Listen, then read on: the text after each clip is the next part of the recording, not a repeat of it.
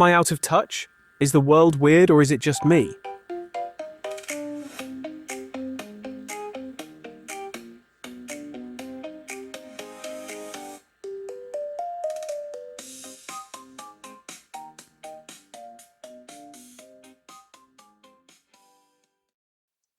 Welcome back to Am I Out of Touch? I'm Alison, and today we're doing something I never thought I'd do on this show, talking at length about footwear. This episode is called Soul Searching, and I promise it's not really about shoes, it just starts there.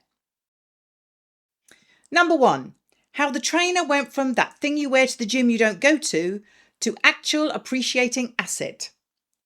Number 2, what we lost and why we're honestly well rid when the heels and the door policy went. And number 3, whatever happened to individuality?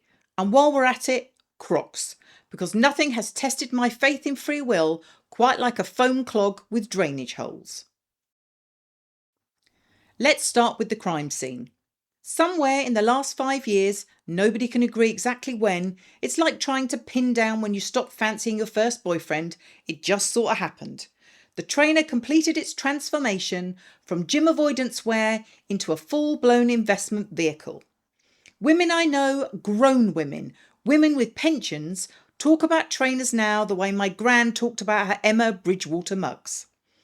And before anyone accuses me of exaggerating for the bit, trainers overtook heels in this country's shops years ago, and women in their late 30s and 40s, not teenagers, women with a pension and a slow cooker, were the ones leading that particular stampede from very start.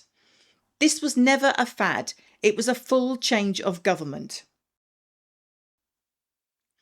I got the cream ones before they restocked, a friend told me at brunch recently, with the hushed reverence usually reserved for scanned photos. They're basically an appreciating asset. An appreciating asset. It's a suede trainer with a gum sole. It was invented for handball players in Germany in 1949, played by men who I promise you were not thinking about resale value. But no, now we've got grown women setting phone alarms for 9 a.m, online drop, refreshing a website with the focus of someone defusing a bomb, all to buy a trainer that already existed 40 years ago on the feet of somebody's auntie who wore it to do the school run and thought absolutely nothing of it. And this isn't just my brunch table being unhinged. Women now make up something like a third of the people collecting and reselling trainers, up from roughly a fifth less than a decade ago. And women are the fastest growing slice of that entire resale economy. We didn't just join the trainer culture, we annexed it, quietly, the way you take over the good armchair. And it's not just chunky trainers with midi skirts, though God knows that combination has now been declared by unanimous internet vote an entire personality. It's the accessorising of it. The little ankle socks bought specifically to peep over the top correctly. The 15 quid shoe cleaning kit with its own tiny brush, like the trainer is a grade 2 listed building requiring specialist restoration. We took the shoe your mum wore to Tesco's and turned it into a hobby with equipment. There are now entire apps whose sole purpose, sorry soul, I'm keeping that one in, photographing your trainer to confirm it isn't a fake, a level of due diligence humanity has never once applied to a marriage, let alone a shoe designed for men kicking a ball around on frozen mud. I'm not saying trainers are bad. I'm wearing a pair right now. My feet have never been happier. My bunions have written a thank you card. I'm saying we've collectively decided that comfort needed a price tag, steep enough to make it feel like we hadn't actually just chosen comfort. We couldn't just admit these are nicer than heels. We had to make it a market. Line in the sand. I'll wear the trainers. I've already bought the trainers, but I refuse to call a shoe an appreciating asset with a straight face for one more day of my life.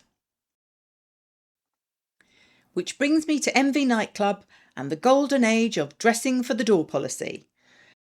There was a time, and I have the blisters to prove it, historically on my actual feet, some of them permanent, when getting into a nightclub required roughly the same preparation as a small military operation. Hair straightened until it had no personality left of its own. A going out top, always capitalised in my head, always from a shop that no longer existed, always requiring a specific strapless bra purchased solely for that top and never worn again.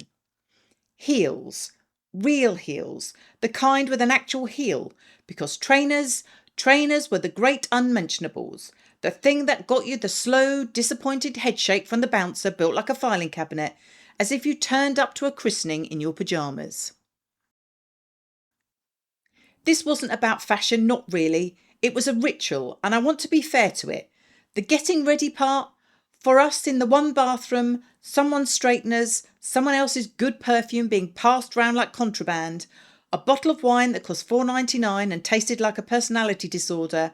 That bit was generally one of the nicest parts of being 22. The heels were just the entry fee for the ritual. The night itself and your feet paid the actual price.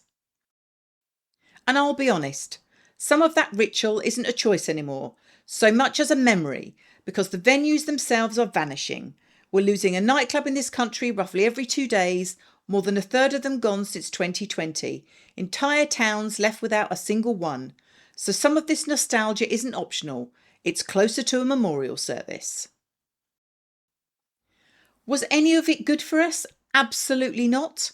I once did the entirety of the Macarena badly at a hen do, in heels, that had actually drawn blood by 11 p.m, and I remember it as one of the greatest nights of my 20s, which tells you everything you need to know about how reliable nostalgia is as a witness.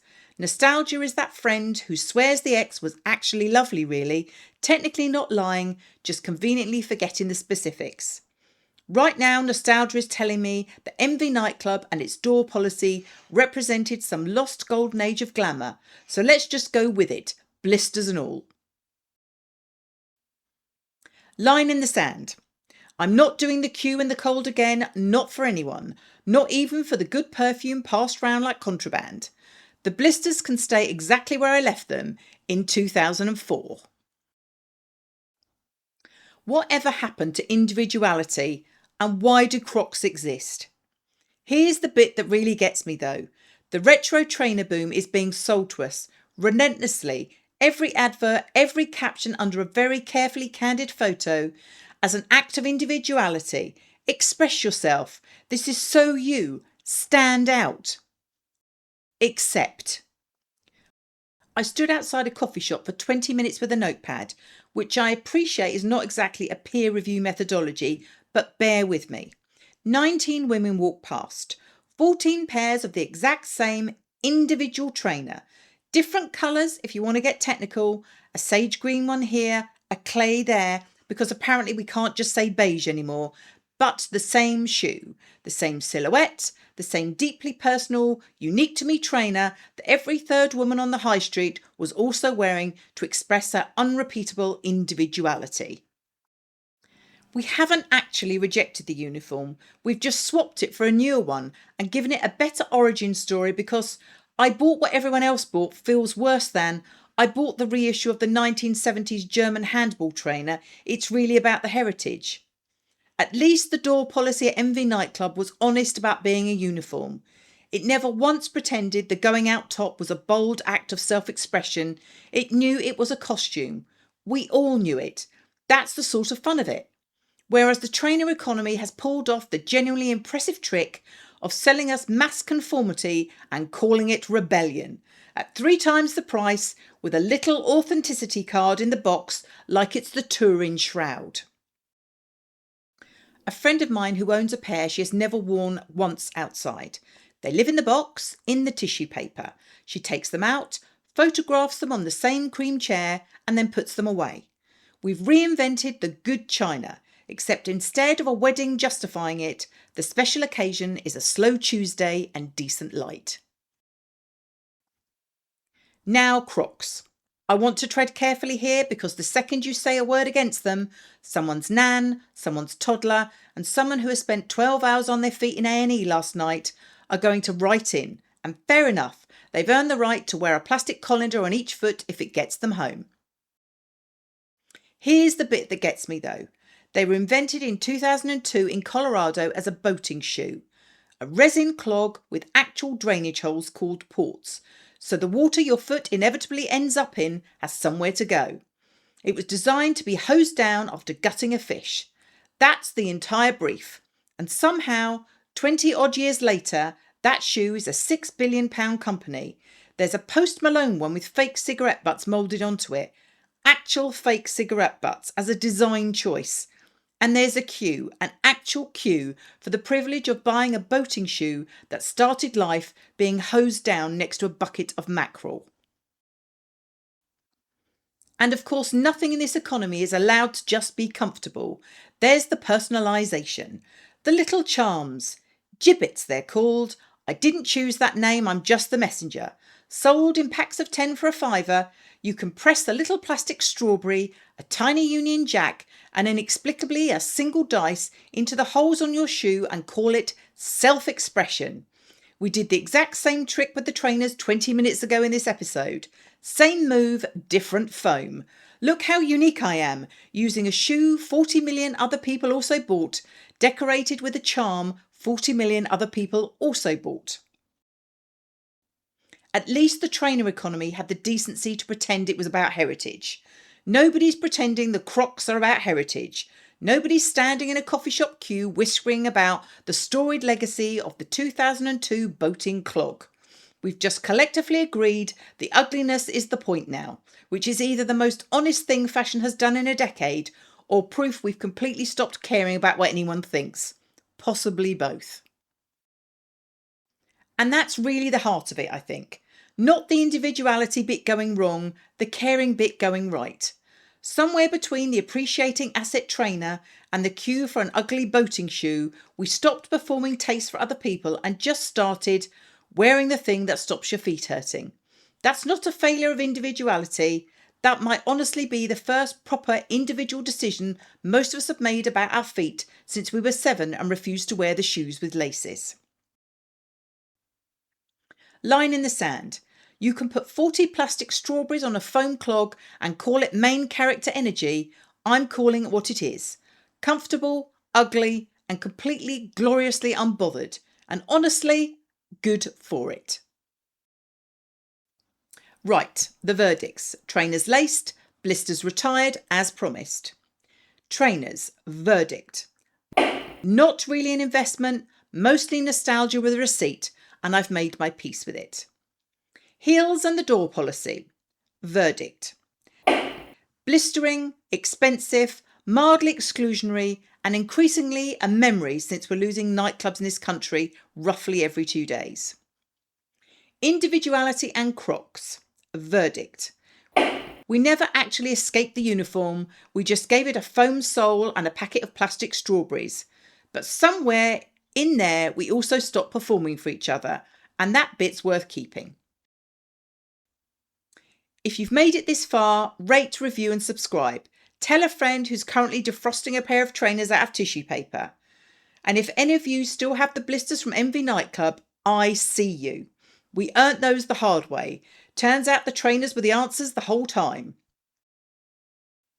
That's soul searching. Go outside, wear something comfortable, and if it's got holes in for drainage, I've generally got no more notes left to give.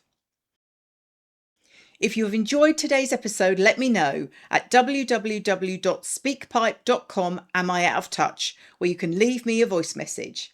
If you want to top up on rants, subscribe for just $3 a month and get some more bonus features.